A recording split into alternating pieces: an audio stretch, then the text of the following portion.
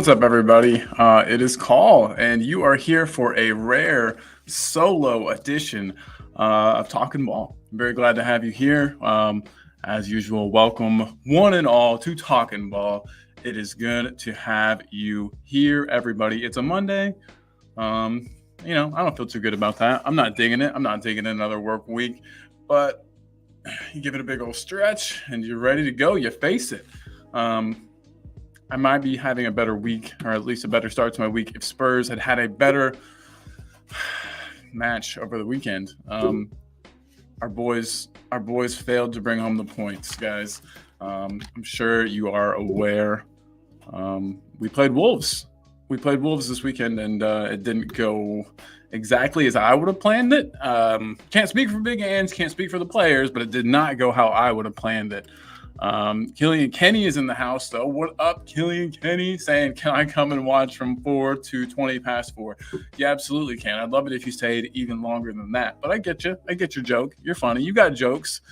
Killian Kenny, everybody, with the jokes. There's some guy talking ball. I think he's saying that if you would like to join to become a member of this channel, the link is pinned to the chat, everybody. So please, if you feel like doing that, becoming a member of La Familia, go ahead and grab that. Adrian Sroka is in the house. Haven't talked to Adrian in a good while. Adrian, our resident watcher of the youth teams, discoverer of talent. Adrian Sroka, hope you're doing well, man. And then we've got Kazoot. Kazoot, what is up? Kazoot says big up. I say big love. Hope you're having a good day, Kazoot. Yeah, guys, we didn't bring home the points, any points, and that sucks. Killian saying he's got his Ajax EA 24 career mode. Nice, man, nice. I don't play much career mode. Rivals though, get me on Rivals. I'll play for hours. I'll lose the day. Anyway. Yeah, guys, let's hear what you have to say about this match. We failed to bring home the points. Yet another match where we concede the first goal. So, real quick, I want you to tell me, if you guys don't mind, who is your worst player on the day? It's hard for me. Probably somebody in the midfield. It seemed like in midfield we totally just got overran. We were totally just beat up in there, which is weird because that's not a position I feel like we're particularly weak in. At least if you look at us on paper, we should be pretty good in the midfield. We've got some players that are A1, excellent, but they have not been doing the damn thing for us lately. So yeah, guys, let me know who you think your worst player of the day was. Of course, I'm going to ask you the best player of the day, and just wanted to go through some stuff about the match that I think hurt us. Where we go in the future, things like that. So again, everybody, thank you so much for being here. And let's just get along for the ride. Audio Artisan, real quick, says, afternoon, Colin. Afternoon to you. Always good to have you here in the house. Unfortunately, we had to talk about that dumpster fire shit show of a match a little bit. But we'll get through it. Talking Beer says, morning. Good morning to you, sir. Talking Beer, I just asked the crowd their worst player of the match. Jazz Fusion says worst, almost all of them. Yeah, I mean, Big Vic, Vicario played a nice match, I thought. But yeah, other than that, it wasn't especially pretty from anybody. No, not especially pretty from anybody at all. So Jazz Fusion, so far, this answer down here, Jazz Fusion also, I should add, part of La Familia is here with his answer, almost all of them. We got Pranvat in the house. Pranvat, what is up? Hope you're doing well, bro. Man, I'd be doing better if Spurs had won over the weekend. It always kind of gets my week off to a nice start. And, yeah, this kind of sucks. But Pranvat will be all right. Onwards and upwards we move. We got another match coming up. Talking Beer says hard to narrow it down to only one. Yeah, fair, bro. Fair. Was it just me, or was our whole midfield just disjointed and shitty? Usually, like I said, I feel like midfield's one of our strongest positions, but we did not show it in that match. Jazz Fusion says in a system team when the system breaks down, it can make them all look bad. Aim higher. 100%. 100%. Bro, if I buy a membership, will there be a chance to be on the panel? Pranvat, yes, sir. Every Tuesday, which is tomorrow, we have a member show. Anybody who is a member can come be on the panel. Basically for as long as you want during the show. I mean, we don't have so many people that it's like a revolving door, at least not yet. So yeah, we would absolutely have you on, man. Tomorrow you get the link in the members channel and or the membership tab of the YouTube channel. So yeah, man, praying that it would be great to have you on. We could probably arrange something even if you don't want to get a membership, but just don't tell anybody. We'd love to have you on, praying that. It's nice to have you. Nice to have you here. Praying that there is kind of some similarities. Not really, our team's not as bad, but between our two teams right now, underperforming to say the least. Chris Agenbar is in the building, though. What's up, Chris? Hope that loss this weekend isn't kicking you in the nuts quite as hard as it's kicking me in the nuts. Hurts. It hurts. Seems like Wolves always are able to do one over on us too.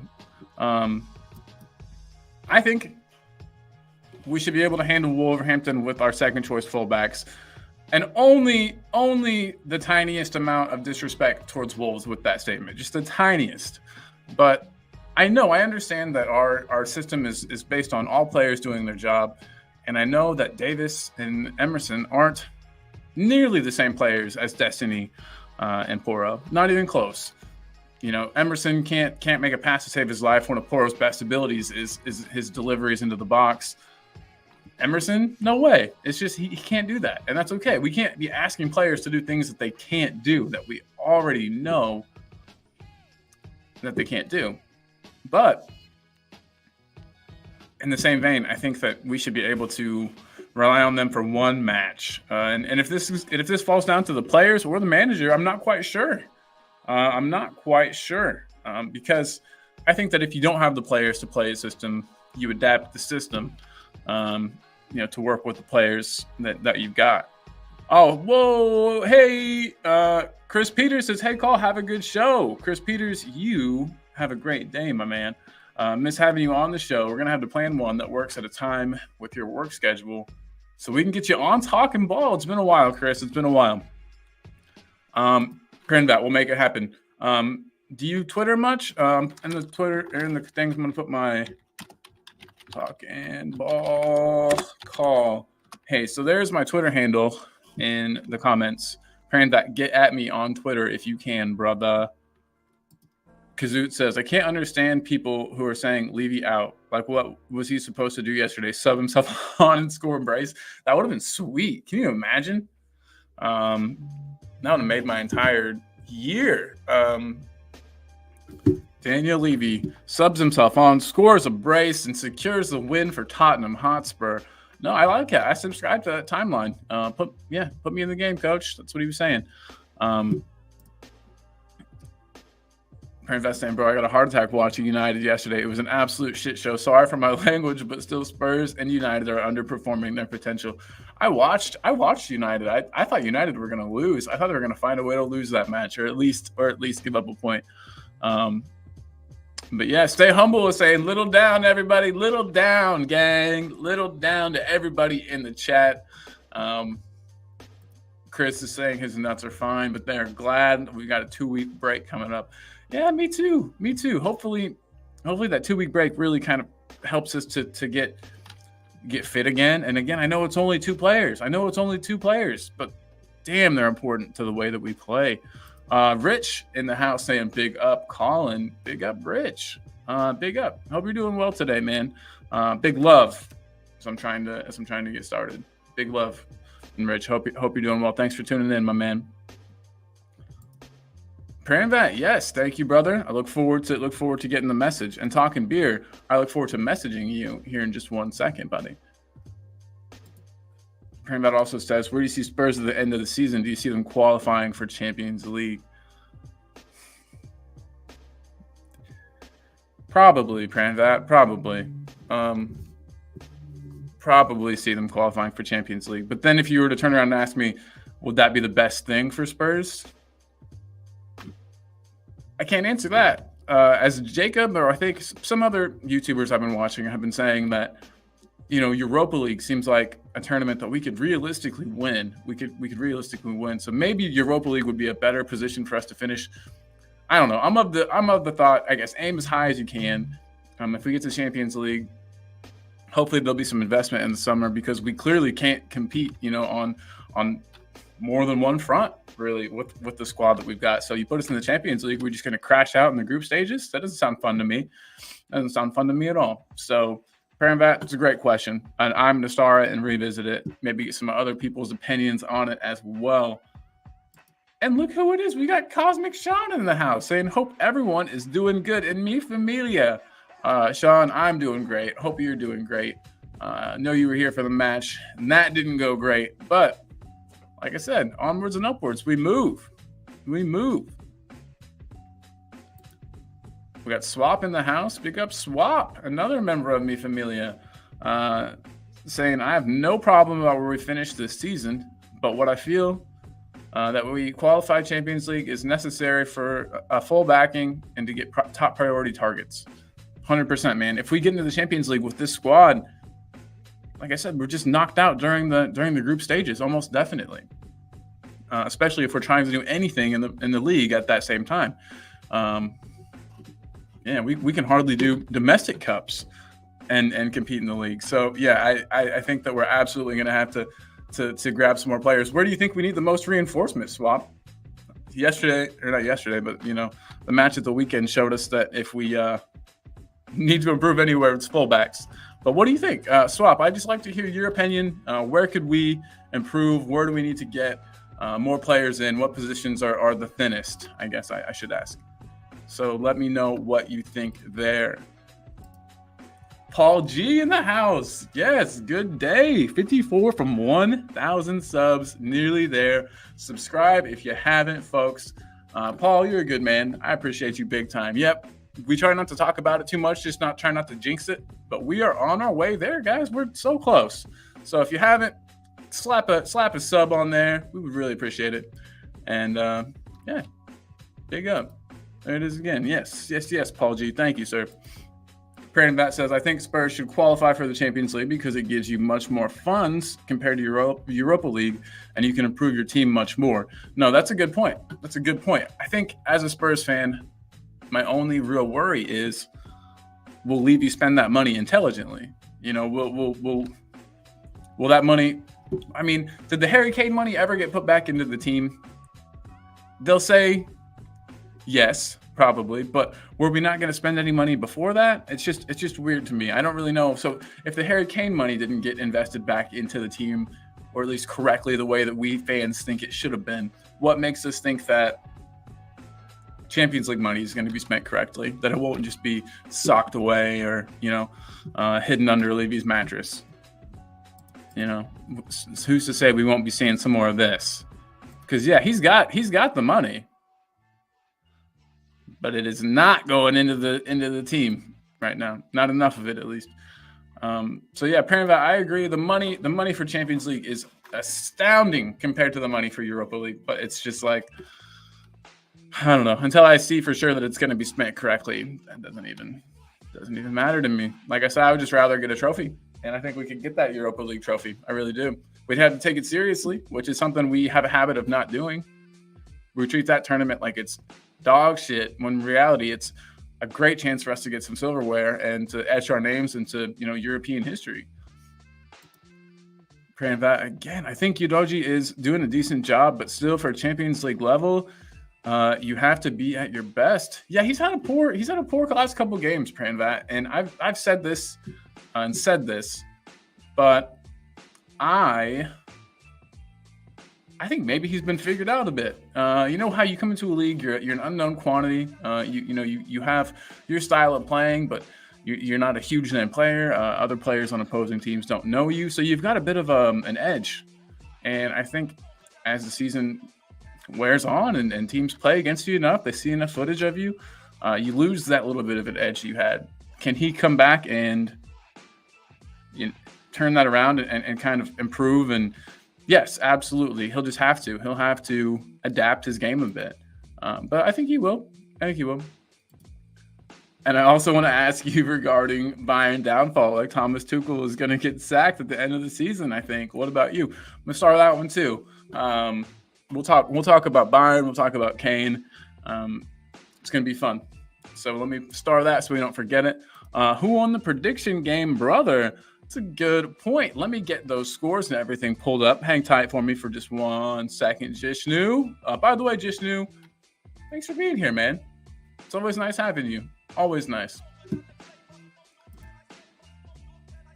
Let me get that started too, Jishnu. I won't forget that. Don't worry. Swap is saying, what I fear the most is we don't qualify for Champions League. We'll leave you back as properly like you did in the last summer.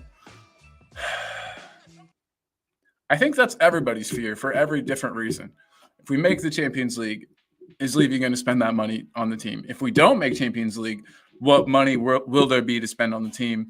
I think that everybody's fear just comes down to, is Levy going to spend money? And we've shown in the past that we do. We're not averse to spending money, but we just got to make sure we spend it correctly.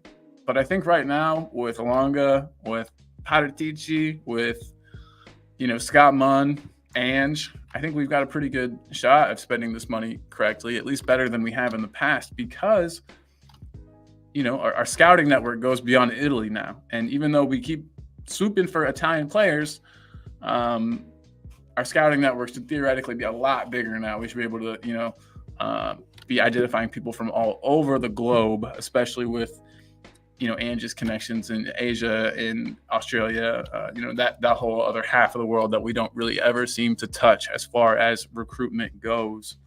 So yeah, Swap, I got you there, man. I feel you.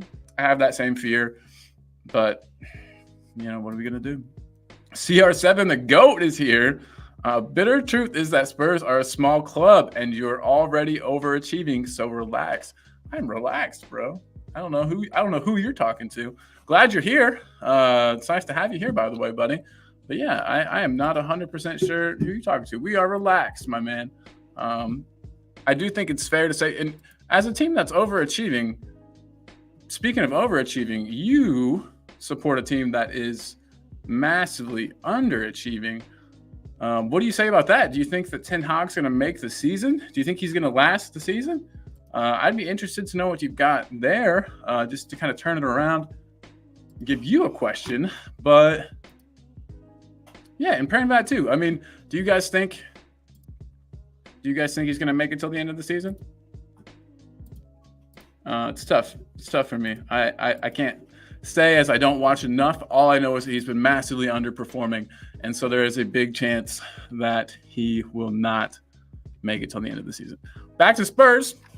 Swap is saying that wingers and midfielders are priority, and he clarifies wingers, I mean, who can bring composure, are creatively sound, and have balls to take on.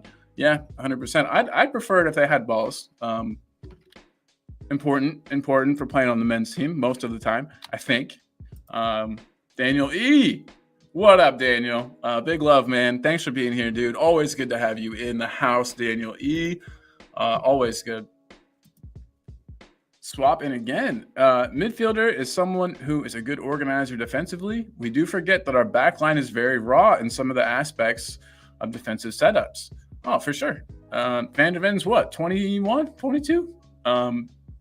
We forget that because he plays so maturely. He's got a very mature playing style.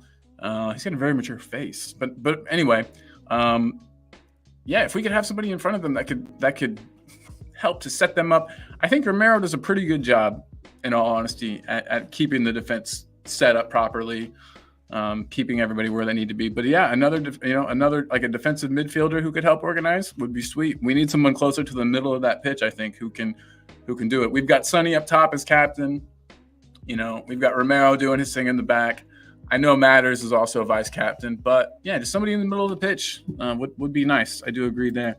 Daniel Sandoval, big up and one love. Big love to you, my guy. Glad you are here. Appreciate you big time. Pranvat. Hold on, I'll get that fixed, Pranvat. No problem, man. And actually, just throw your Twitter handle in here, and I'll just message you. How about that? Swap saying someone whose defensive awareness is top notch and good on the ball. Yeah, that would be great. Who are you thinking? Do you have anybody in mind? Swap? Is there anybody that tickles your fancy? Would you have a nearly 40-year-old Luka Modric back? Is that a player that's his defensive awareness is nice and he's definitely good on the ball. So that is an idea. I don't think it'll happen, but it's definitely an idea. Oh, we got some beef in the chat. I love it though. I'll let it go. CR7, the angry goat. Calm down, lad. As soon as he gets beat 2 games back to back, he is gone. And I think he is in reference to the baldy that they've got over there, Eric Ten Hag. Jishnu saying, Udogie's class, brother. He made Saka, Garnacho, and Salah look so average on the wing. We have to forget he's also a tiny kid compared to some of these guys. I mean, he's in his 20s, clearly not a kid. But, like I was saying about VDV being young, being raw, I think the same thing can be said. The same thing can be said about Udogie. And, he's going to improve. He's new to this league. He took to it like a fish to water.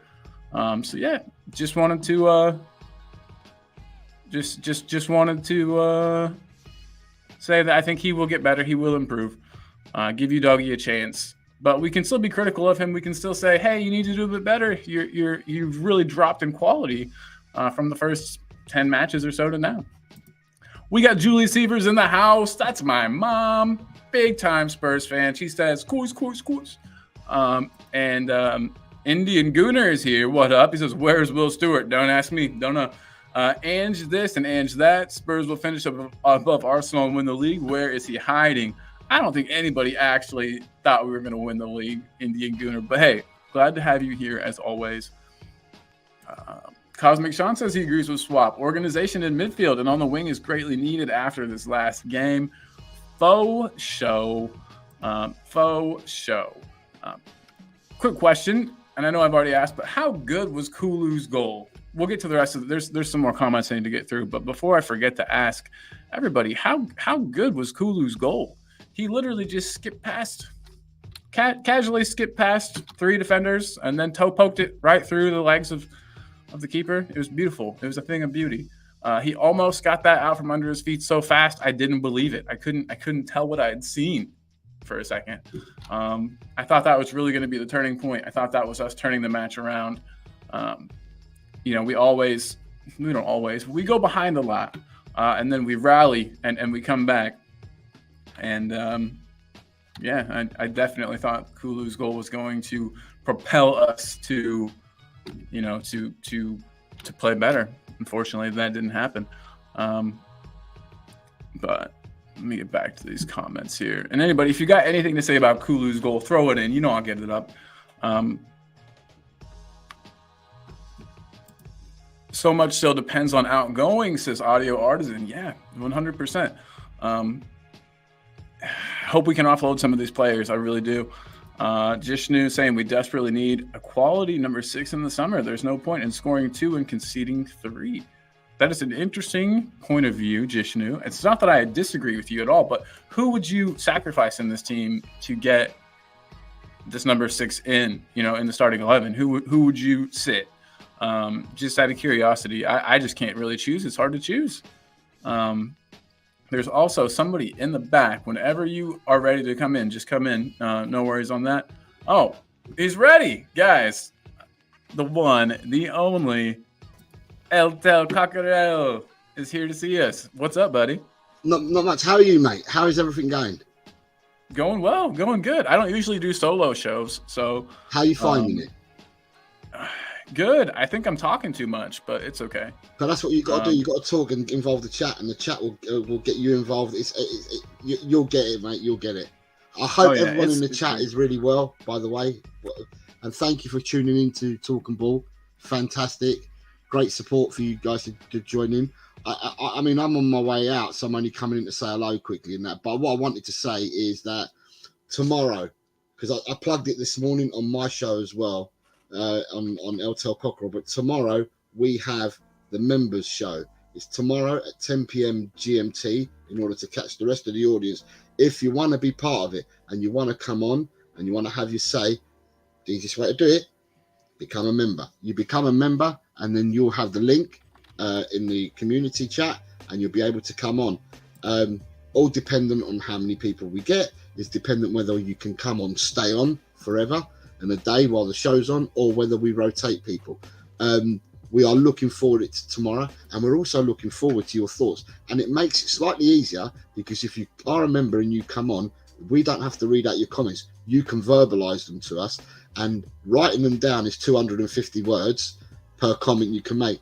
Imagine how much you can spout out of your mouth. And they've been watching me. Imagine how much you can come out of your mouth. Go.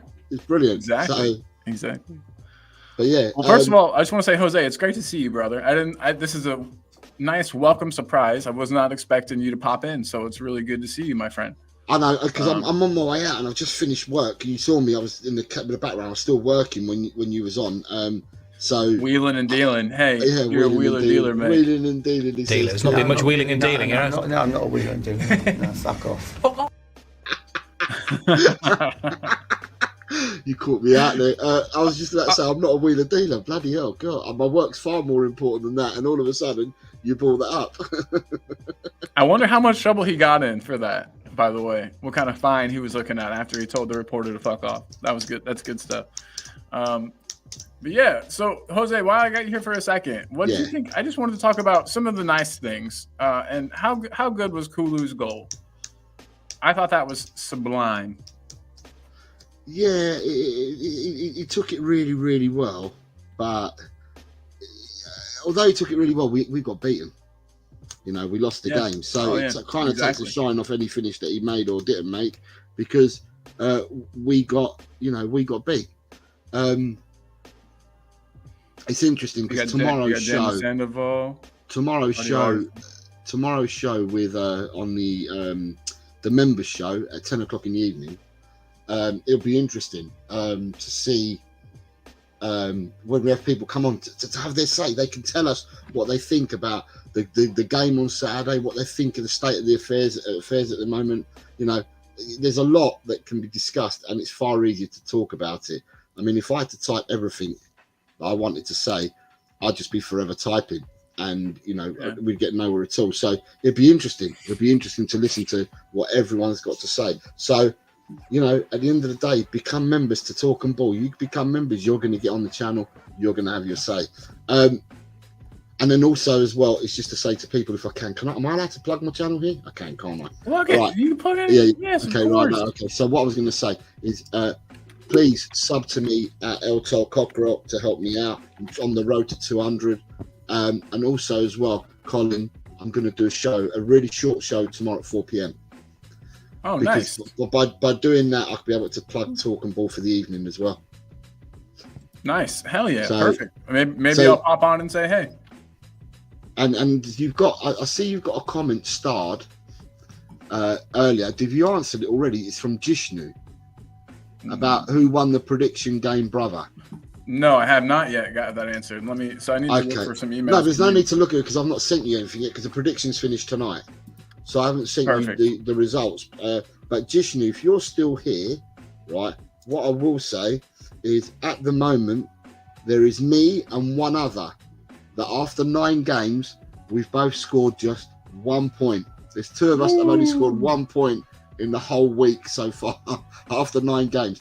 This is my worst week since the first week. The first week I scored 3 points, and this week I've only got 1. However, if I predict, I even told you some of your predictions were wild, but you said I got the points to burn. Right, but what I'm going to do is so I've got 1 point, right? But if my prediction for tonight's game is correct, by getting 3 points, that would take me on to 4. So I would beat my previous record of 3. But if I don't get the right prediction, but I get the right result, I'll end up with 2 points for this week.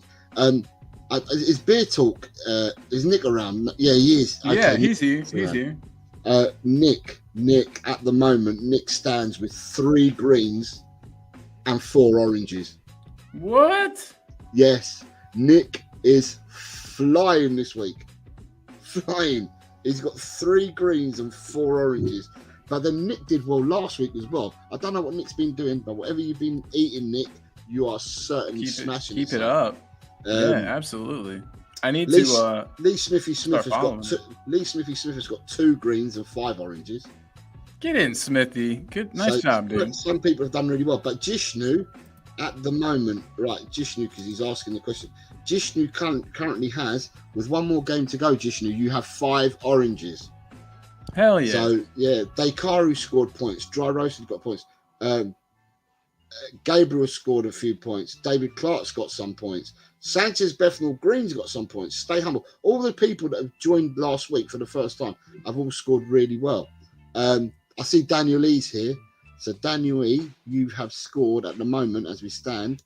You have 1 green and 4 oranges.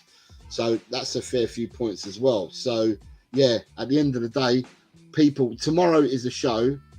We'll probably do it during a member show, or it may have to wait, because what I didn't realise, Colin, is because we're not playing for 2 weeks, for some strange reason, I had it in my head that there was FA Cup final. There's FA Cup matches next weekend coming up, but it's not. We're not playing because of the Carabao Cup final. So there's actually a whole load of fixtures being played next Saturday in the league. Nice. So therefore, we will have another predictions league predictions next Friday. There'll be another show because there's more games coming up at the weekend. But people have all scored at the moment as we stand. People have scored more points than me.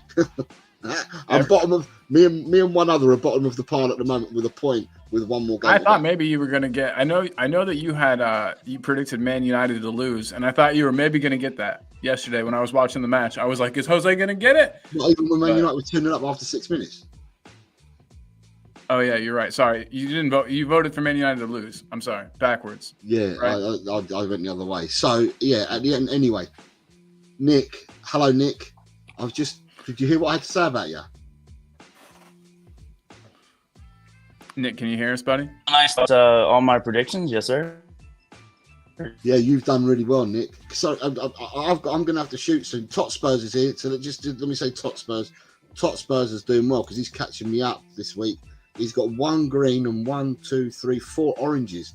So he's definitely going to be closing the gap up on me.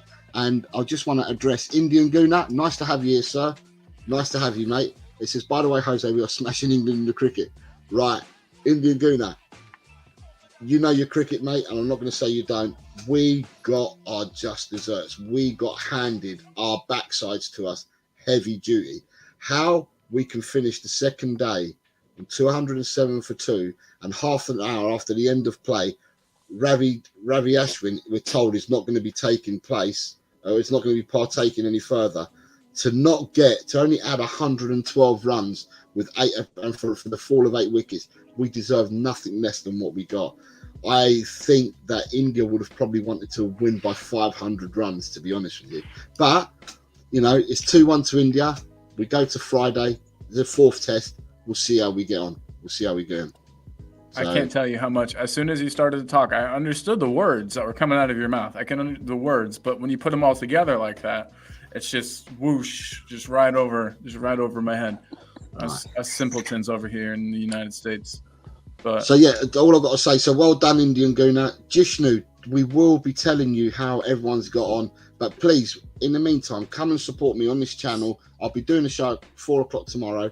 I'll have Ash and Chang. Their Wednesday show will be coming from El Telco Grill, and I will be plugging Talk and Ball. I look forward to seeing Nick and many other people tomorrow night on the members show.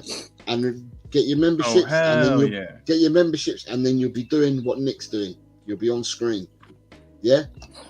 So with that, I'm gonna have to love and leave you all. Have a great show, Colin. Can you message me later? Tell me how you got on and how it went there, please. Yeah, absolutely, sir. And Nick, take care, buddy. I like your top.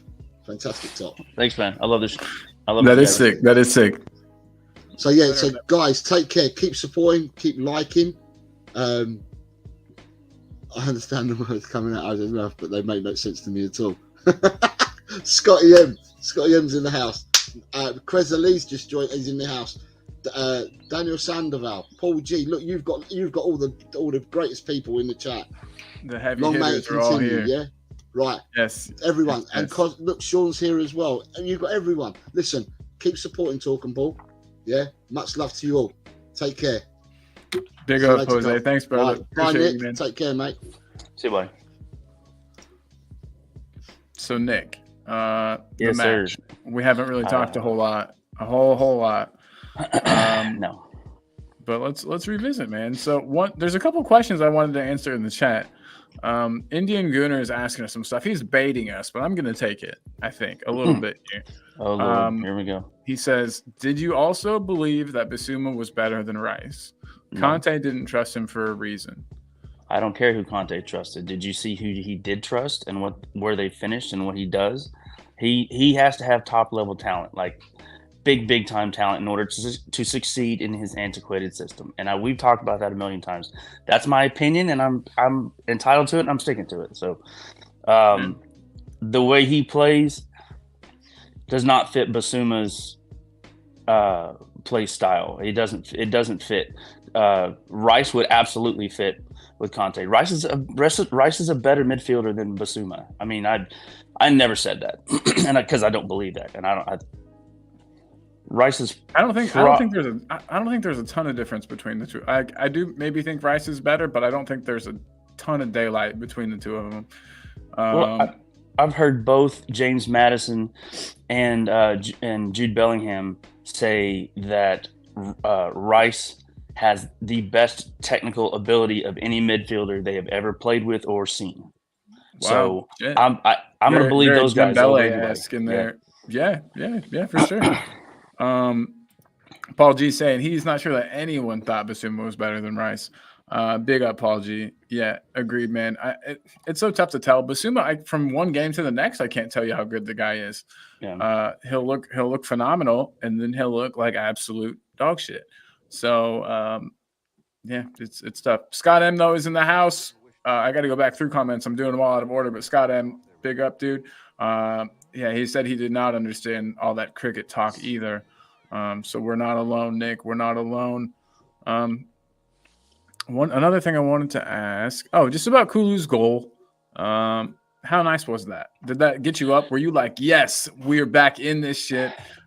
Kulu scored. What a goal. I don't know. I definitely did. I missed it. I was watching, and then my daughter was in the kitchen. And she was clearly messing with something. She's 3. So, no excuses. I wasn't in there. Fingers in sockets. You didn't want any. I wasn't in. I wasn't in there watching at the start of the second half. So you've seen the replay. I've seen the replay, but it's different whenever it's in the flow of the game. To me, it's different whenever you watch it in the flow of the game.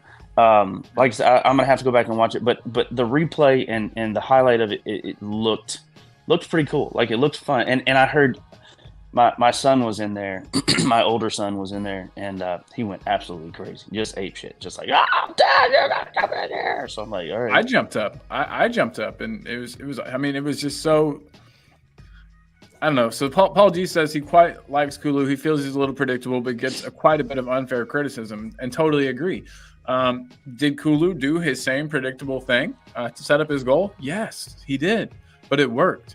I'm fine with being predictable as long as you got 2 moves so that they don't know which one you're going to do, and you can pull them off consistently. I don't mind. Go ahead, be predictable. You know what I mean? It's like sometimes your predictability can be your unpredictability. Everyone thinks you're going to go do that predictable move. Boom, you pop out your other one. You know? I think 2 things about Kulu, one good and one bad. I think he's a very strong physical player that it can at times be difficult to get him off the ball. And 2, I do not think that he is a winger in this system or in many systems. So I get what you're saying. We get what you're saying. We got to do some stuff. He's a weird player. Yeah, I think we should definitely keep him as an option. But I do think that there are maybe better. I mean, right, to borrow an expression from our British friends, horses for courses. There will be some matches where Kulu and his hold-up play and ability to get others involved is going to be really important. There are going to be matches when we're going to need somebody more direct that'll run at defenders and create goal scoring chances for themselves. So yeah, it'll be nice. I think it'll be cool to have that style of winger, that quick, pacey, direct, to kind of complement Kulu, because that's not how he plays. To me, we need chance creators. Period.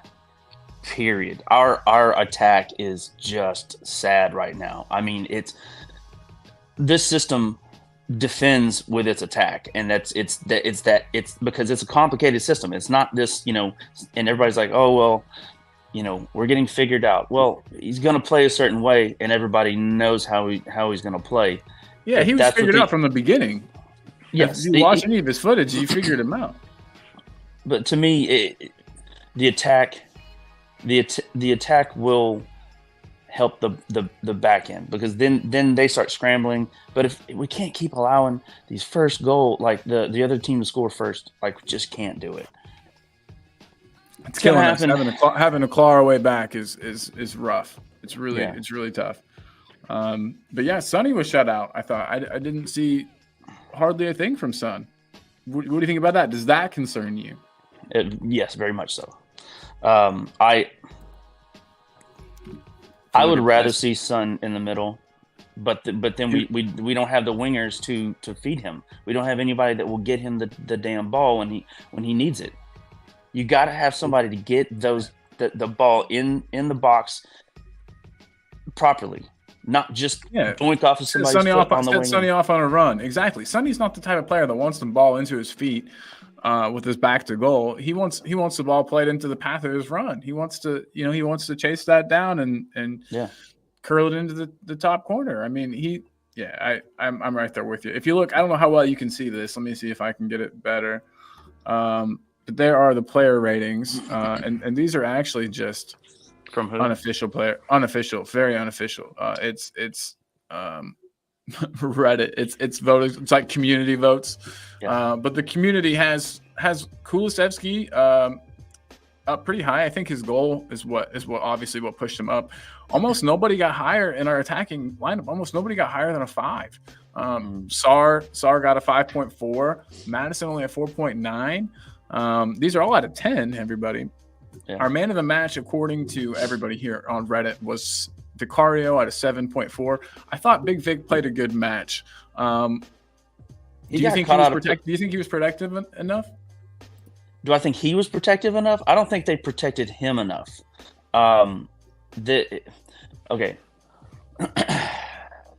We played a not necessarily a low block, but a very defensive minded team that does that goes on runs. My brain is blanking out. It's been a long couple of days. I'll explain that in a minute. But all good, brother. You're good.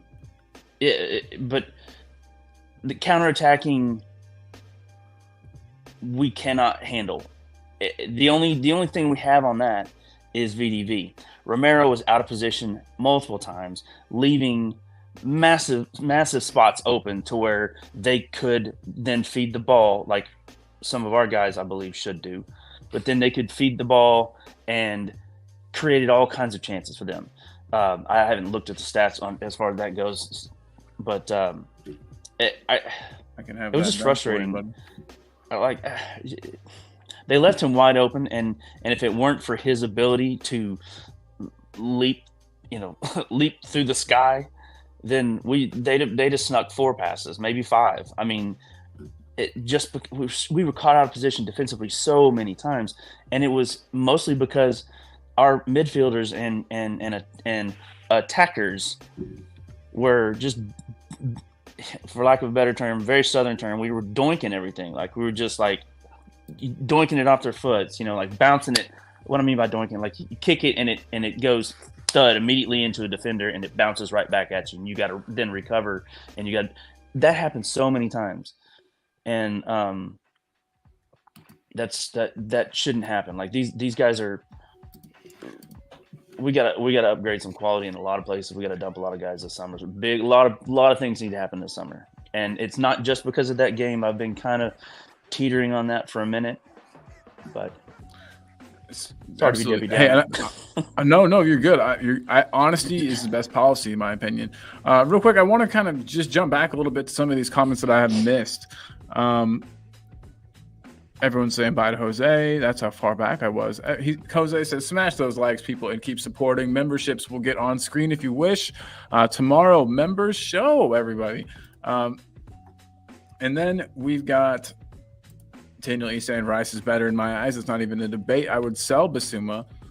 Paul says, what I would say is there isn't a 70 million pound difference between them, which is very true. That's very true. Yeah. Perrin Vat's asking about Sonny. I'm going to star that. Jishu says, I don't see Basuma at this stage of his career being in a regular top 4 side, which is also competing for the Champions League. He isn't the same player he was at the start of the season. But you got to think, Jishnu, it's only been, you're saying he's not the same player he was at the start of the season, that wasn't that long ago. Class is permanent, form is temporary, or whatever that expression is. I don't think that he suddenly became a shit player in half a season. But maybe he did. Who knows? Jishnu, as always, thank you for your insights, brother. Scott M saying there were times when Basuma was at Brighton and Rice was at West Ham where Basuma was better. But we have to be honest, since they came to Spurs and Arsenal, Rice has been clearly better. Scott, holy shit.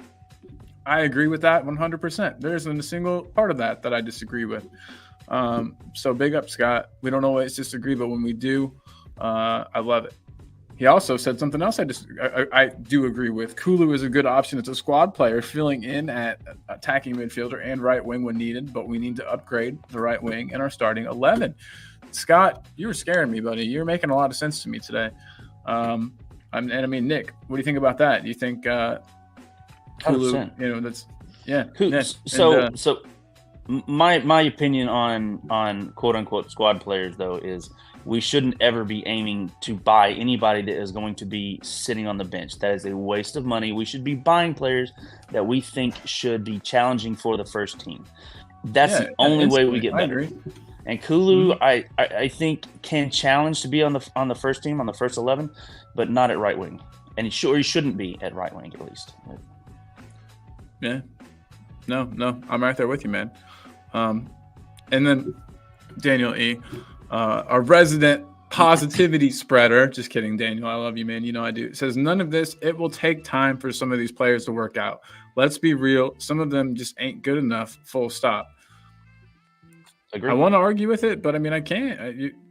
Some of the players aren't good enough. But I can't. You can't say that certain players don't take time. There are plenty of players who have shown that they are good players, that they can compete. But it took them a while to get going. That's happened plenty of times throughout history. I don't think that it's crazy to say that might happen to some of our players, but some of them aren't good enough. So I agree. Did you see, by the way, Sessegnon's injured again? Sessegnon's injured again, bro. Yeah, so, the running joke is he gets out, puts his socks on, and strains a hammy. Yeah, we just need to get him out the door. Speaking of people out the door, so that is something that we definitely need to do. Rich is agreeing with Dana. Says most aren't good enough, and we're adding wingers like BJ and Werner who also aren't good enough. I think Werner is going to prove people wrong, but we'll have to see. We'll have to see. Time it will take. Time it will take for sure. How old is Werner? He's like 27. He's not young. Okay, yeah. So no.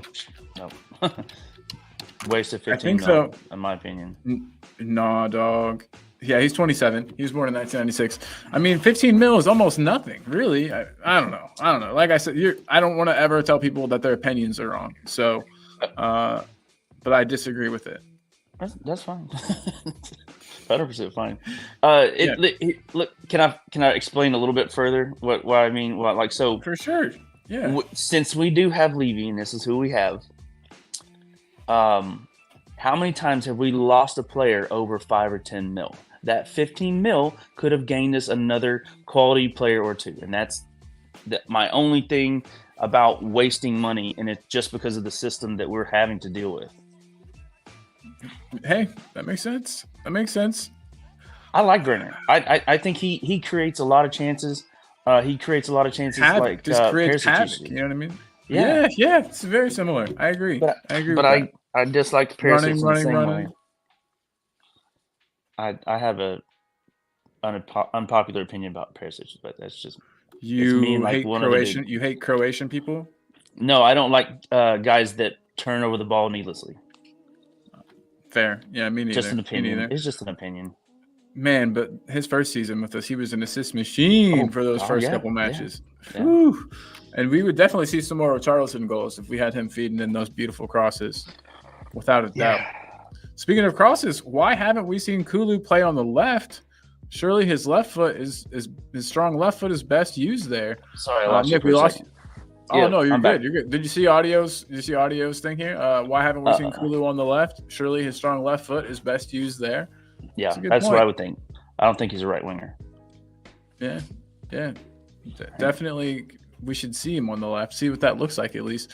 Jishnu saying a number 6 to protect that space, a forward who has an eye for the killer pass, and a backup for the fullback is the 3 players we needed in the summer. Big up, 100% agree. So I got some banners here. I'd say minimum 1 new fullback for each side this summer. Minimum. I don't want to see. Yeah, I want a new right-sided and a new left-sided fullback, without a doubt.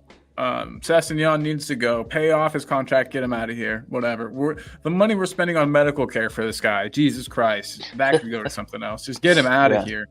And then obviously, I'll protect Ben Davis till the end of my days, but I think that his time is coming to an end. If he does play, I think he should get his time as a center back. I don't think that he's got the pace and the passing ability to play as the inverted fullback, auxiliary midfielder kind of thing that is asked for in this system.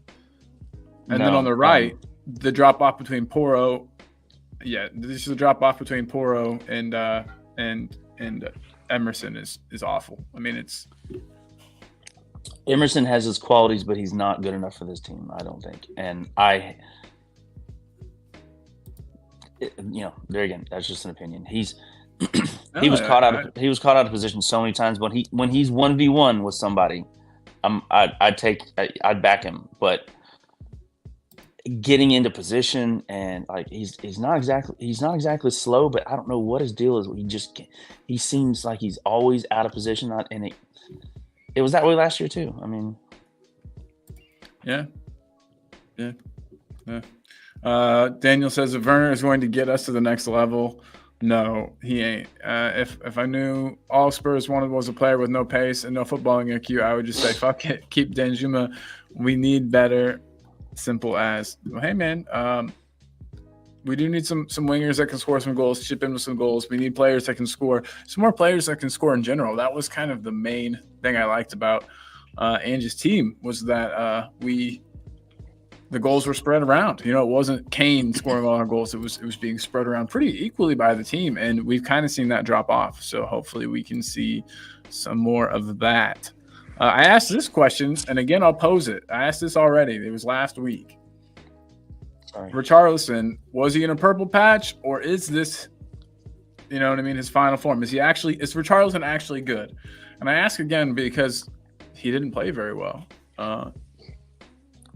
So I just want to know what you think. Is he is this basically, has he topped out? Is what we've been seeing from him the top level he can play at, or do you think he's still got another level to go? Like he's Super Saiyan 2. He's Super Saiyan, he's already Super Saiyan right now. Now he's going to power up, go Super Saiyan 2, beat Cell. What do you think? Do you think he's going to continue to get better? I don't know, but even if he does get better, I don't think that he's going to hit the level. If we legit are serious about winning trophies and winning stuff and being successful in Europe and actually being serious about it, we need to upgrade that spot, move Sonny back over somewhere, left or right, doesn't matter, because he can do whatever. He can cut in either foot.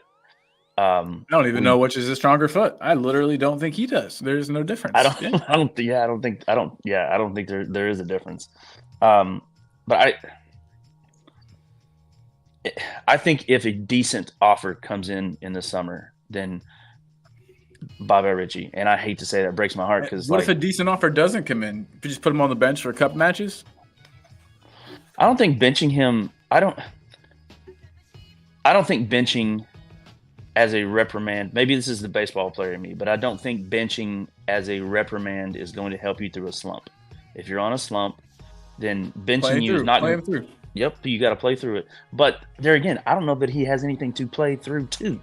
You know, to get back to how he was. You know, what was it, a 9 or 10 game stretch? 9, I think. Yeah. To get back to that, if that again starts with the next game, then we'll see. I mean, as long as he's contributing and his work rate is good and his pressing is good, as long as that stays up and we can get some freaking other attackers to step up. Madison didn't look too good either. No, Madison hasn't looked very good since his return from injury, in my opinion. Was he rushed back? It's a question I've got. And I'll actually make a banner so the chat sees and gets in. Was Matters rushed back? But yeah, while we're talking about this, Richie's purple patch, Daniel E says it's over.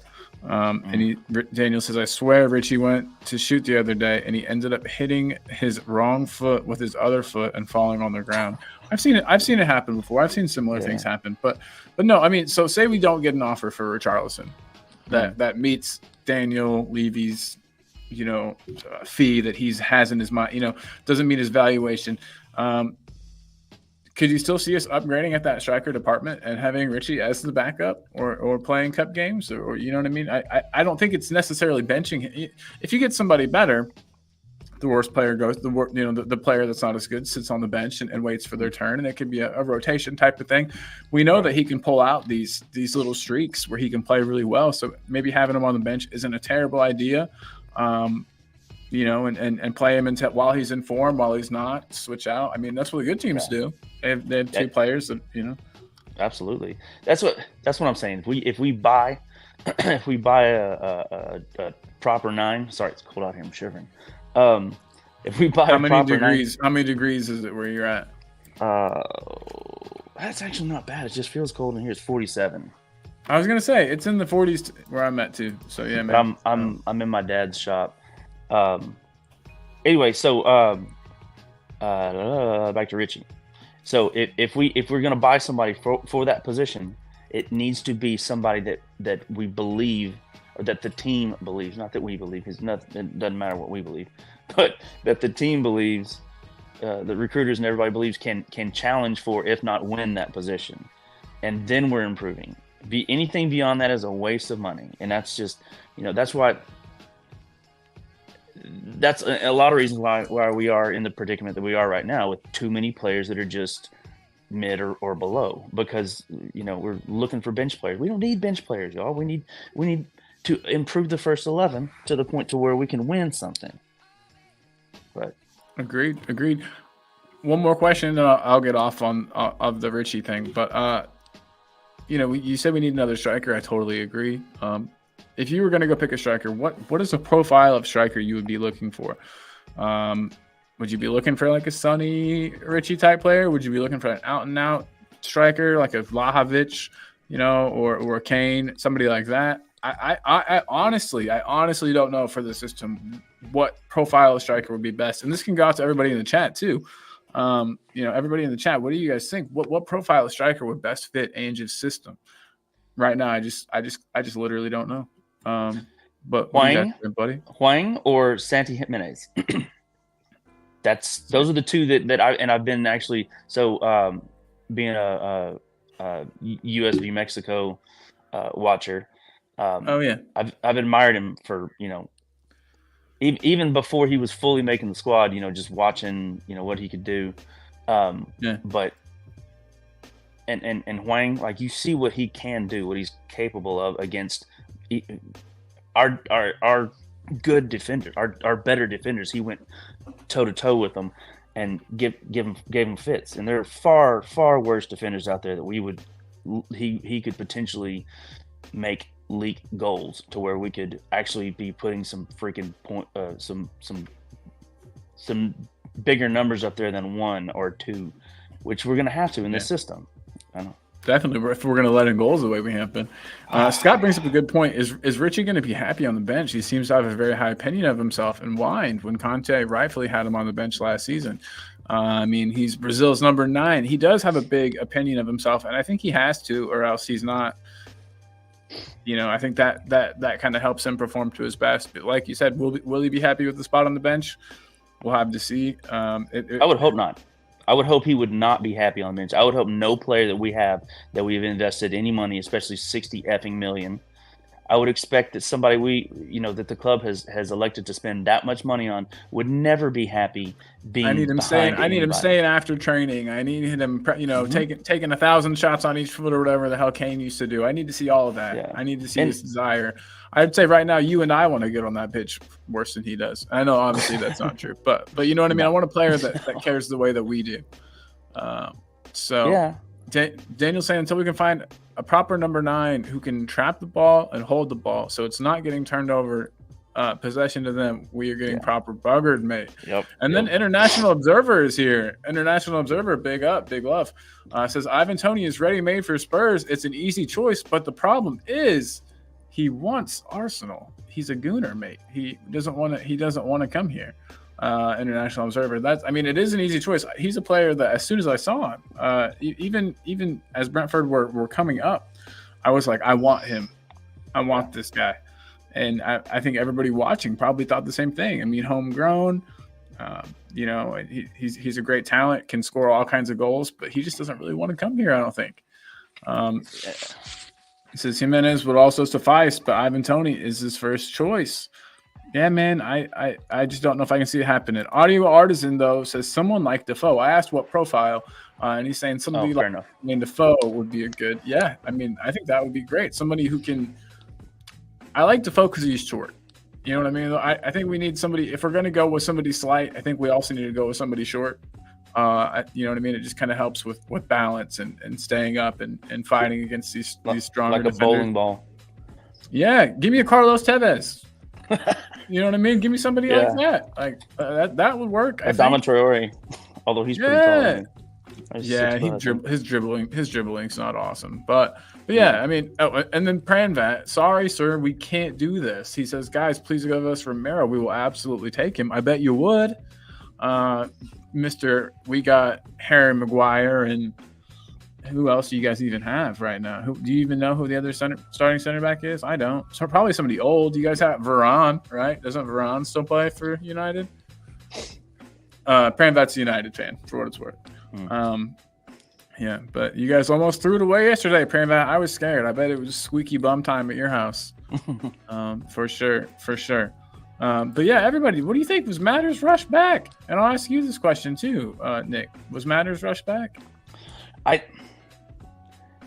saw an interview with him and the Wrexham goalkeeper. It slips my mind. Not Forster. I don't know. Anyway, and it's about a 30-minute long thing, and they play snooker and they do a couple other stuff. It's pretty cool. Watch it. I don't remember what streaming service it's on, but he indicated on there how antsy he was to get back and playing, and how it was killing him just being away and not being able to because of where the training facility is. They're like, he's on the bike and he's watching them out there on the training pitch, and he's like, it's just eating away at me. Scott here says that Leicester fans have said that this is what happens. He comes back from injury. He takes time to get back into form. If that's the case, then I'm cool. I'm much more chilled now after reading that comment. Today's a weird day. It's rare I read Scott's comments and I get chilled out. I'm chill. Thank you, Scott. Big love to you, my day, sir. Or big love to you today, my sir. Quez Ali says 2 of Tony's top 3 all-time Premier League strikers are Spurs players. What the hell does that mean? Am I two or three of his favorite strikers of all time were former Spurs players. Oh, thank you for having reading comprehension. I apparently lacked that this morning, but sweet, man. Maybe Quez, maybe he will come after all. Would you take him? Does his gambling issues? Does that bother you at all? You cool with that, Nick? Players all have some kind of a vice. You know what I mean? I'm okay with it. I mean, I won $20. I won $20 this weekend gambling. Yeah. So me and Ivan Toney are practically the same guy. Yeah, we're practically the same. I get it, man. My thing with Ivan Toney is the same thing as it was with Rice. It's not with him. It's not a talent or a technical issue. It is paying $100 million plus for somebody that I don't think we should be paying $100 million plus, because we need more than just one big badass player. We need some improvement all along, all front to back in the entire squad. And hell, maybe even, and this may be blasphemy, but maybe even somebody to push Vicario, just to push him, just to give him a little nudge. Not like he's not performing, just to push, just like, hey, come on, we got this kid back here that's also good, and iron sharpens iron, man. Like it's on the wall. You've seen my kid's facility. It's on the wall at my kid's facility. It is 100%, and we need him to be stronger. We've complained about his weakness on dead ball situations. A good way to get him better at that, I guess, is to get a bigger and stronger keeper to have him there. Stick Forster in for a match or two if this keeps happening. I think we've taken care of it, but if it kept happening, shit, we'd have no other choice but to stick Forster in there, and Forster wouldn't get bullied. That he would not get bullied. Forster would be raking his cleats down the back of somebody's, back of somebody's leg. He'd also miss an absolute easy one. I love the dude, but no. Have you noticed that they've been sticking all the shithousers in goal with Vicario to protect on corners? Yes, Madison. I love it. Madison's like sitting there jabbing him in the ribs, like, and then going around, down. What are you doing? I love it. And then he just falls. That's what we need. We need players. We need players to act like I don't even care. Do the whole looks like they're getting sniped from the stands. Just go down. Because that's how you're going to put a stop to this type of shit. Is players are just going to have to start going down. Because if we retaliate, then they'll get the foul called and it'll be a penalty. And even if that only works 20% of the time, 1 out of 5 of those being a penalty is terrible for us. So I don't think we need to foul. I don't think we need to foul back very much. I think we need to really, really, really show that we're being fouled. We need to stand our ground.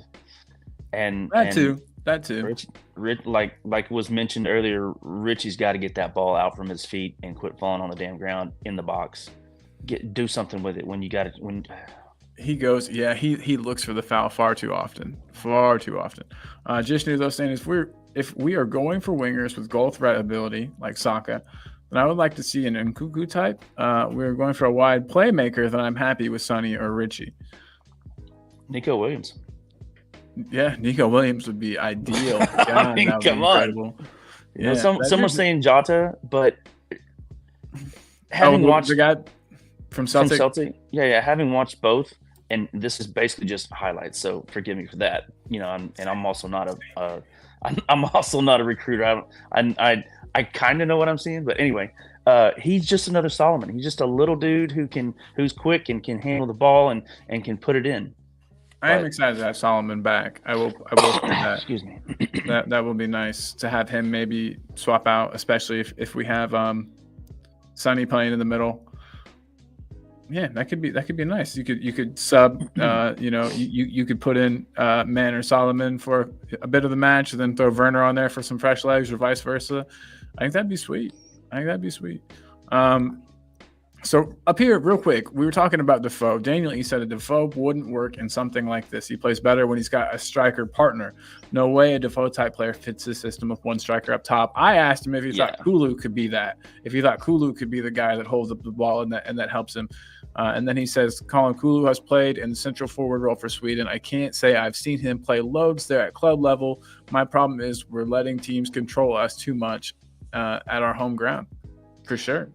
I think it would be, and there again, this is just an opinion, but I think a 4-4-2 at times, just to shift over a bit to a 4-4-2 to put big up on me, to put Son and Richie in the box, or Son and another actual finisher in the box, and get it to them. But there again, it's a different system.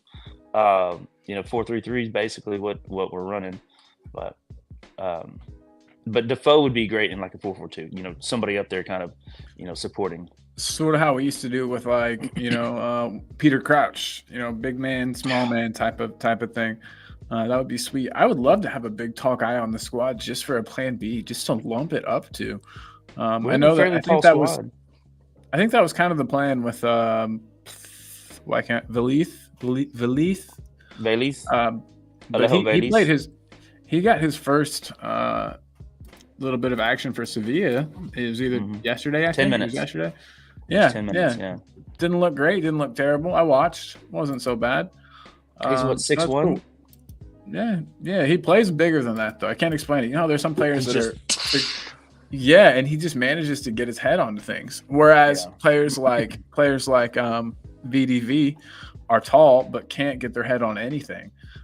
So yeah, it's strange how that happens, but you know, sports. That's sport. That's sport for you. I forget that I got to take the S off of sports to make it sport, and then I got to put the S on math to make it math.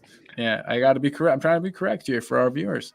El Tel Cockerel, Jose, the man, the myth, the legend, says, please support me, Jose, him, at youtube.com/@ElTelCockerel. Sub to the channel, guys. Look at his content, make a comment. It all helps. And he's got a show tomorrow at 4:30 p.m.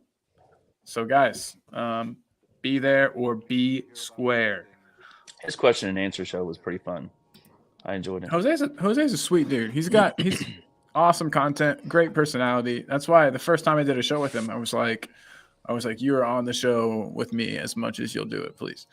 Drivers Peanut, yeah, we don't have the squad yet. We're about 5 players away, mate. Yeah, agreed. I added the mate in there. It seemed like you wanted to say mate at the end. So Drivers Peanut added that. Mate.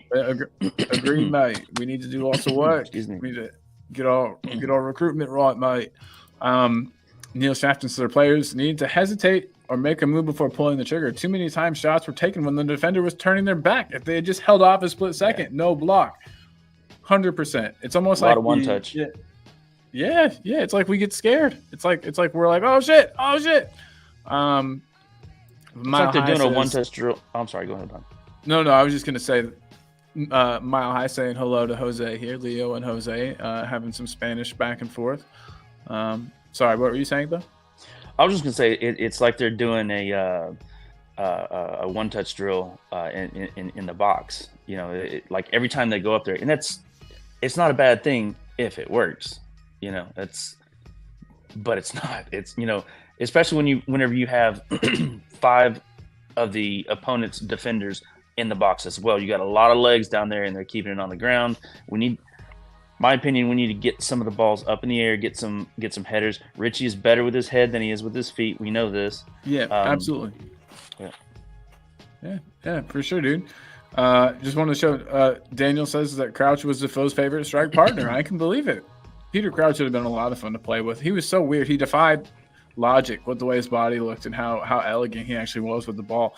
Neil Shafton says that he was an aerial expert and any other goals were gravy. And man, he looked so awkward when he played, but he did the damn thing. Yeah. It's called white man syndrome. You just mean looking goofy and everything that you do not looking right? Yes, I have that as well. What do you think about this? Gyros Peanut, Son has to go back to number 9. Our moves constantly break down with Richie. Do you think for now, until we get a better striker, do you think that's the case? Okay, I think he is our best striker option. I do not think that we have the wingers to then fill out. He's a better striker than everything we have. He's a better winger than everything we have, and it's very, very difficult to like, who the hell are they going to put where? I do not envy them for having to make those decisions, and I wasn't thrilled when I saw the lineup, and they showed up about like I anticipated. And I think if you play Sonny in the middle, you have to play Kulu with him. I don't think you can play all 3 of our like fast, direct forwards together. I think that having Richarlison in the middle gives us kind of an outlet. He can hold up the ball a bit. He's kind of strong. He's, you know what I mean? He can hold up the ball kind of and bring other players in. He's getting better. He's improving that part of his game. Sonny, though, that's not what he does. So if you're going to play Sonny up top, you need Kulu as that outlet, as the person you can give the ball to who can hold on to it for a second, maybe get past the defender and then lay it off to somebody else, because that's just not Son's game. So if Sonny starts up top, Kulu has to start on the right, which means then on the left, I guess you're looking at Timo Werner. or Richie? Once he comes back, Solomon. Richie on the left. All right, that's actually not a terrible idea. I mean, dribble. You saw that he whenever he gets it and he's going full speed, he tends to drift left anyway. I don't know. Maybe I'm reading too much into it, but I want the chat. I want to get the chat's input. So if we did play Sun in the middle, play Kulu on the right, who would you want on the left, Richie or Werner?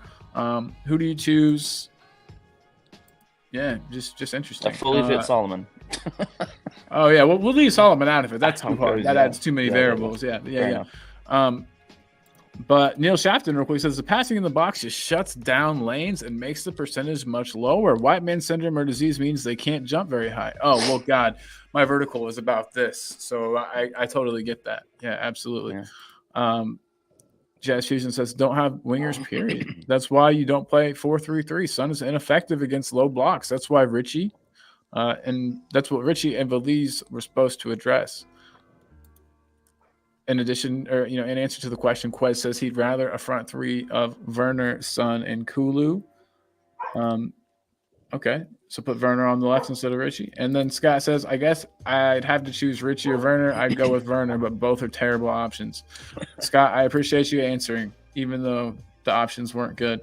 And right now we got to be it's time to be honest with ourselves and realize what we've got, what we have at our fingertips, what we can use. And unfortunately, Richarlison and Werner on the left are those two players. We're about 4 spots above where I figured we would be after January. For sure. And I hate to say it, sorry to Scott, title race is off, man. I know that you've been holding out hope, Scott M, for the title race. It doesn't look like it's going to happen, man, and I'm sorry. And guys, we're coming up close to 1.5 hours, which is what I'm trying to keep these shows at.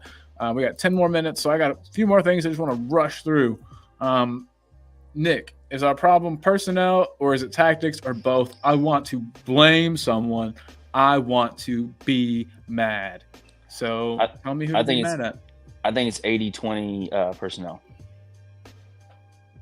Okay. I mean, I know that. Is that a cop-out answer, or am I supposed to pick one or the other? No, because your 80 is, personnel. 80% is over half. Yeah, so we'll just go. A lot of it's form too. Like Bassuma's playing like crap. Madison's playing like crap. It is. Freaking Bentancur's playing like crap. Yeah. We have a lot of guys who have high ceilings that wouldn't want to sell. And they messed up by showing us how good they were. And then as soon as now they've dropped and they look like shit. If they were just a player that was just coming in and playing this level right now, I'd be like, oh yeah, they're fine. But now I'm like, they fucking suck because you brought home those straight A's, and now your parents know. Exactly. Now the C's aren't going to do it. The C's aren't going to do it anymore. B-, no, son. You A's, you can do this. So yeah, Neil Shafton real quick says the only issue with Werner was his crosses didn't have enough power and not high enough. It's like a sauce pass in hockey, just enough pace and enough height to get to the player intended. Yeah, for sure, man. Neil, I'm gonna have to get into hockey. You talk about it a bit, and I'm gonna have to up my game. So I know, yeah, it seems fun. We got a semi-pro team in my town here I can follow. Scott laughing, I assume at the league. I'm sorry, I thought you'd be crying. The guy is crying, so it does help. Audio Artisan has a nice idea here. I'd like to see Poro on the right, Kulu on the left, with Sonny up top. Interesting. Who's gonna take play right back? Poro? Yeah, that's what I'm saying. Move all the moving pieces. Man. But then who's gonna? What if Romero goes down? Like it's all these moving parts, man. Oh, yeah. Like I said, I don't. You're glad that it's not you that has to make all the decisions. Absolutely. Same. I'm just some idiot that gets to talk about it on YouTube. Scott says though that he agrees 80-20 personnel tactics. That's a good ratio for him. Neil says blame the team for the loss. There was one player who didn't have a stinker, and that was Vicario on Saturday. Big up. I agree 100%. Dry Roast Peanut said, I hope the fans stay calm and don't get hysterical with a couple of poor results. Ange all the way. Oh, yeah, man. I was totally joking, by the way. Like, we knew there were going to be bumps in the road. We knew that things weren't going to be all roses, all season. It's his first season in a brand new league. So, yeah. Big Ange all the way. I got his back. Big Ange. Yeah, and we will, and we'll continue to. LA Kings here says Neil. Oh, Neil's in the LA area, maybe California. Nice. And then Gyros Peanuts asking the same thing to audio. Who would play right back in that system?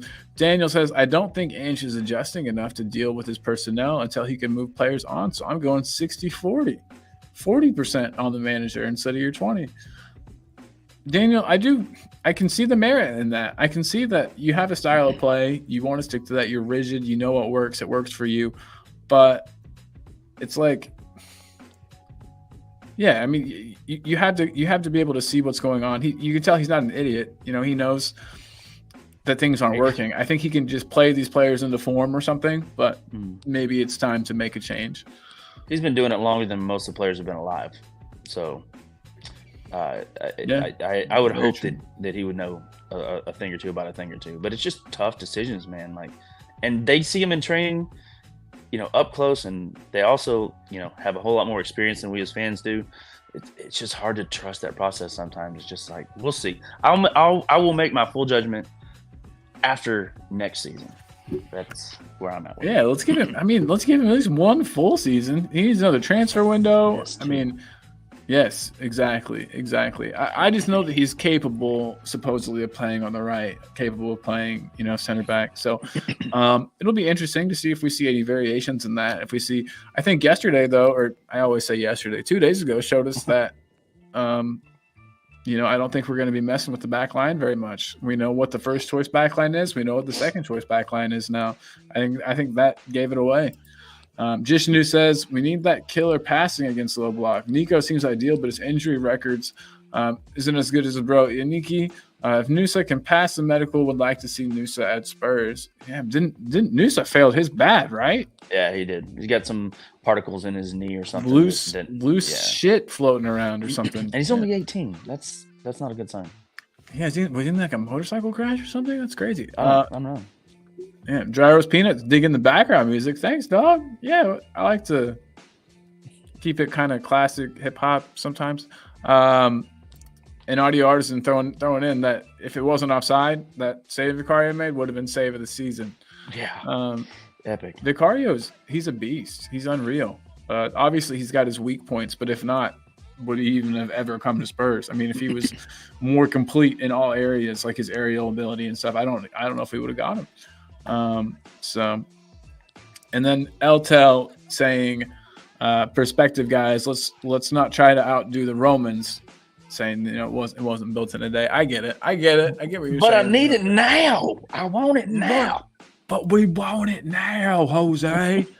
And guys, it is just about time for this show to end so I can get ready for work, check my emails. Normally I'm like, oh my God, work starts in 3 minutes. What do I do? So I'm going to give myself a bit of time today to ease into it. But yeah, I want to say, everybody, please make sure that you have hit the like button. It's easy to do. It takes like 2 seconds. You just click it. If you like the video, super would appreciate that. Big time. And like I'd also like to say, yeah, it's kind of shaped similar to this or one of those. Yeah. And I also wanted to say thank you to Nick, my buddy, for joining me on the show. It was really nice to have you, man. It helped. Anytime. Whenever I do shows alone, I talk way too fast and I get a little bit nervous. So it's nice to have you here to kind of balance things out. You've got a very chill presence. So I do appreciate my slow that. Southern drawl. Yes, sounds like molasses. Sounds like molasses. But yeah, hey. So again, just wanted to say thanks to Nick or Talking Beer, as he might be known from the chat. We always hold on real quick. We got to get these last in. Talking Beer, Mile High is saying knuckles to you. Neil Shafton said y'all, just to say y'all. Neil, what y'all doing right now? He said hard not to want that city built in less than a day with these prefabricated homes. and Daniel Lee says the fact are left back and right back were out, and he just did not adjust at all and put maybe Dragusin in there. Now He just went with left back Davies and Emerson at right back, which we said won't work. You're 100% right, Daniel. Yeah. I'm 100% in agreement with you. I was not a happy guy when I saw that. I was wanting something cool. I was wanting, the left side to be VDV, Dragusin, and Romero in the middle. I thought that would have been sweet. But it didn't happen, guys. We lost a match. It's fine. Teams do it all the time. We will come back, and we will come back stronger, and we'll continue to improve. Still currently in Europe, so. Hell yeah, we are. Good point. And we might even be in the Champions League, depending on how things go. 5th place, Champions League this year. If we can hang on to 5th, that scares me. Yeah. I know it. So, guys, make sure that you are subbed to Jose at LTEL Cockerell. Prediction results and update show tomorrow at 4:30 p.m. And we've also got at 10 p.m. UK time our call-in show. So that'll be at 4 p.m. my time. So yeah, everybody, 4 p.m. Central, 10 p.m. GMT is the call-in show tomorrow. Jose's got a short predictions, results, and update show tomorrow at 4:30. And Dry Roast Peanut is just figuring out that you're talking beer in the flesh. Nice. I've been on a couple times, man. I know, but we call you Nick instead of talking beer. I think that's what gets everybody confused. But yeah, again, everyone, thank you so much for tuning in. Big love to all of you guys. Just want to say, like I said, member show tomorrow. If you are not a member and you would like to become one, link is pinned. I think it's like $1.99. So you do that if you want. Jump on the show with us, depending on how many people we get. You can either stay, or we might have to cycle people through if we get a crowd. But we'll see. Please show up for that, guys. We had like 2 people last time. It was still a good time, but I'm hoping for a bigger turnout, a bigger crowd. If my health continues to be all right, then don't get sick again. I saw you coughing. I was doing my working on my studio. Yeah. Went to pull the carpet up, black mold all underneath it. Yeah, so I don't know if you can see how red my face is. Go get it. Go get a shower. Clean all that off. That was like 2 days ago. I've been itching and I'm massively allergic to mold. So most of us are, dog. But be careful. Be safe. Trying to be safe. Neil Shafton said, "Comprehende, jefe." Love it. Sean says, "Cois. Adios, mi familia. Adios." I'm done, so don't make fun of me. LTEL says, "Get your membership since you can be part of the show tomorrow," and he is right. Hasta mañana, hermanos. Yeah, sí, señor. All right, but hey, guys, again, this has been a true Midwestern goodbye. I've said goodbye like 8 times. Thank you to everybody in the chat. You guys make the show possible. Without you, it would be a boring, weird, red-bearded guy just talking to a screen. So thank y'all so much. And Nick, we always give people a chance to plug their channel. You don't have one. Exactly. You got your Beer Talk channel. Plug whatever you want. I'm working on it. Man, just check out the member show tomorrow. I mean, even if you're not hopping on, check it out. You get to see some of these people in the flesh, and it's really cool. It's the community behind the scenes is starting to really build, and that's a good thing, because I mean, we got to stick together and at times like this when we got to just give you a hug, brother. This sucks. So, but we'll make it through. Definitely, we've seen far worse times as Spurs fans. This is nothing. This is nothing. Yeah. We've seen worse. So with that, I'm gonna leave it, since Jose's not here to say it. And Ange, we trust. Come on, you Spurs, and we will see you guys tomorrow. I'll play us out with everybody's favorite song. First, I think everyone deserves a Dawson thumbs up. That's for all you guys, for watching the show, for sticking with us. We appreciate it. And we'll play you out with a little bit of James Madison. Here we go. Peace, everyone.